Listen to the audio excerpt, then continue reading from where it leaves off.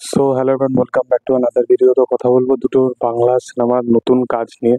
তো প্রথমত ফেলুদার নয়ন রহস্য, সেটার উপর বেস্ড করে সন্দীপ রায় আর একটা ছবি আনছে, যার মুখ্য চরিত্রে আমরা তার প্রিভিয়াস ফেলুদার কাজে যাকে দেখেছিলাম ইন্দ্রনীলকে, তাকেই অ্যাজ এ ফেলুদা হিসাবে দেখতে পাবো এবং কাস্টিং সেম রেখেছে এবং শুধু নয়ন রহস্যর ওপর বেস্ড করে। প্রথমত নয়ন রহস্য এমন একটা গল্প যেখানে যে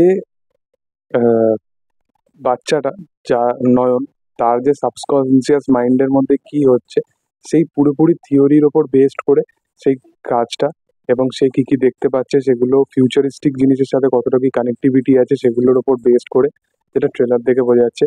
ইভেন এইটাই হয়তো একমাত্র গল্প যেটার উপরে হয়তো আমার যেটা পড়া নেই অ্যাকচুয়ালি ফেলুদা। প্রত্যেকটাই প্রায় গল্প জানা, এবং ফেলুদা এমন একটা জিনিস যেটা নিয়ে কোনো রকম এক্সপেরিমেন্ট করলে না সেই জিনিসটাকে আমার অন্তত গ্রহণ করতে অনেক টাইম লাগে, কারণ সেটা বিশালভাবে নস্টালজিয়া হিট করে আমাকে। এবং এই ট্রেলারের মধ্যে আমার দুটো জায়গা ভালো লেগেছে। প্রথম, সেটা হচ্ছে যেখানে লেখা হলো সত্যজিৎ রায় কাহিনী অবলম্বনে, এবং 2 নম্বর হচ্ছে যেখানে তার ওই সিগনিফিকেন্ট ফেলুদার যে ব্যাকগ্রাউন্ড স্কোরটা সেটা যখন বাজবে লাস্টের দিকে, ওই পোর্শনটা। এটা ছাড়া আমার কিছুই ভালো লাগে না, ডিরেকশন না প্রপার ক্যামেরা, যে একদম সিকোয়েন্স ওয়াইজ বিশাল কিছু দেখাবে ক্যামেরা অ্যাঙ্গেল। যদি সৃজিত মুখার্জিরও দেখো, তারও কিন্তু ক্যামেরা অ্যাঙ্গেল বা তার যে স্কেল সেগুলো কিন্তু অনেকটা আপার লেভেলের হয়, সে যখন ফেলুদা বানিয়েছিল। কিন্তু এইটার কোনো স্কেল আমার মনে হচ্ছে না, একদম নিম্নমানের মনে হচ্ছে। এবং ডিরেকশন ওয়াইজও খুব প্রপার যে একদম কিছু বিশেষ কিছু সিনেমাটোগ্রাফি আছে সেরকম কিছু নয়।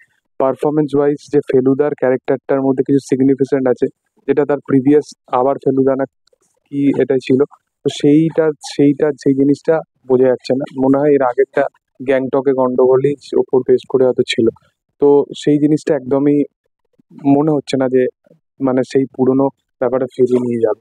প্রথমত সন্দীপ রায়, সে সব্যসাচী চক্রবর্তীকে নিয়ে যখনই অ্যাজ এ ফেলুদা বানিয়েছে, আমার কিন্তু সেগুলো বিশেষভাবে পছন্দের। সেখানে সেই যে মানুষটা, তার একটা পার্সোনালিটি ছিল, এবং সেই ক্যারেক্টারটা যেভাবে ফেলুদার চরিত্রটাকে পোর্ট্রে করতো, এবং তার সাথে সাথে সে তোপসেকেও একদম ভালোভাবে ডেলিভার করানোর জন্য শাশ্বত চট্টোপাধ্যায় থেকে শুরু করে ভালো ভালো কাস্টিং এর সাথে কাজ করেছে একটা টাইমে, এবং এখন তোপসের ওপর ধ্যানই দেওয়া হচ্ছে না, কারণ ফেলুদাই এত মানে স্কেল ওয়াইজ এতটাই নিচের দিকে।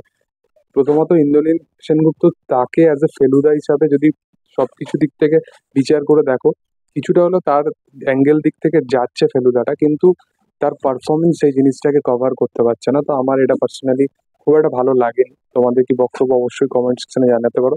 এবং অন্যদিকে অনির্বাণ ভট্টাচার্য, এসবিএফ এবং অর্ণ মুখোপাধ্যায়, সোহিনী সরকার, এদের তরফ থেকে একটা দারুণ একটা অ্যানাউন্সমেন্ট ভিডিও আসে দুদিন আগে। শেক্সপিয়ারের অথেলো যে আছে, অথেলোর ওপর বেসড করে একটা নতুন কাজ আসতে চলেছে, যেটার নাম হচ্ছে অথই। যেটা তারা এর আগে অনেক দিন ধরে থিয়েটারে এর ওপরে কাজ করেছে, অথই এর ওপর।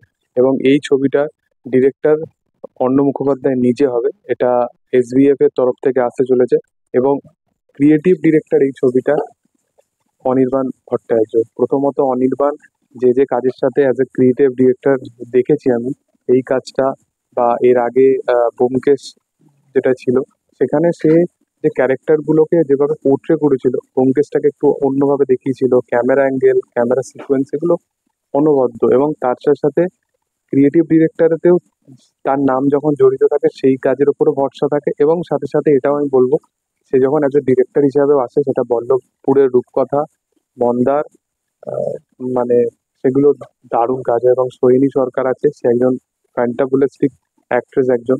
তো আশা করব যে এই কাজের এত সুন্দর মেকার্স, এত সুন্দর পরিচালক, এত সুন্দর কাস্টিং প্রপার, তো আশা করবো যে কাজটা ভালো হবে। তোমাদের কি বক্তব্য এই কাজটা নিয়ে অবশ্যই কমেন্ট সেকশনে জানিও। আমি বিশালভাবে এক্সাইটেড। যাই হোক, কি বক্তব্য অবশ্যই জানিও। Thank you all. Bye. Bangla সিনেমার পাশে থাকো। Thank you.